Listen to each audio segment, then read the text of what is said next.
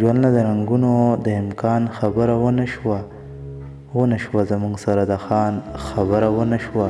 ټولې زړې نښې واپس کړې دا یې وویل مه راوړه د ښاره اوس پیزوان.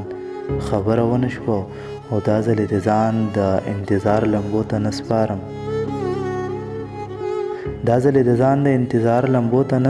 دا ځل مې د ځان سره د ځان خبره ونه شوه او 20 لکه یې واغستې د ورونو کار یې وشو خو کونډه وه د کونډې د تاوان خبره ونه شوه.